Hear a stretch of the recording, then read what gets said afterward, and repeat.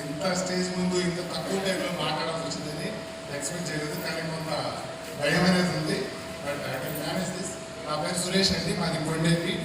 నేను ఈ వెస్టేజ్లో రాకముందు ఒక ఆర్గానిక్ షాపు, దానికి ముందు ఒక 2 దేశాలు వెళ్ళొచ్చాను. లండన్ ఒకటి, డెన్మార్క్ ఒకటి. ఆ తర్వాత వచ్చి ఆర్గానిక్ షాప్ పెట్టుకున్నాను.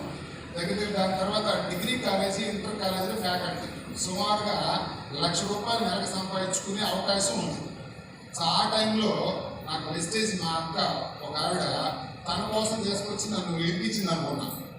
స్టార్టింగ్లో అనుకోవడం అంటే తెలియనప్పుడు ఏమనుకున్నాం, స్టార్టింగ్లో ఎవరో ఒకరు జాయిన్ చేస్తారు, ఇరికించింది అనుకున్నాం.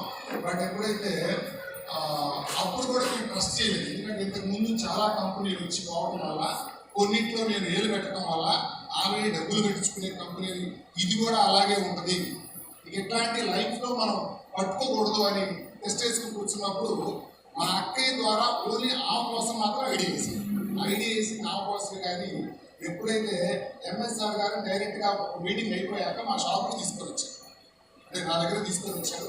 యాక్చువల్లీ నేను ఏమనుకున్నానంటే ఒక మహా అయితే నెలకి సార్కి ఒక 1,00,000 2,00,000 వస్తాయి అనుకున్నాను.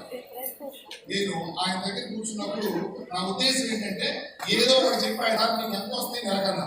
సార్ నాకు నెలకి 10,24,000 వస్తాయన్న. ఎంత క్వాలిఫికేషన్ ఏంటి సార్ మీదన్న అంటే అప్పుడు గురువు గారి కదా, అప్పుడు ఏం మన కొత్త కదా, డిగ్రీ సార్ అన్నాడు. ఎంత నాకేమో ఎంసీ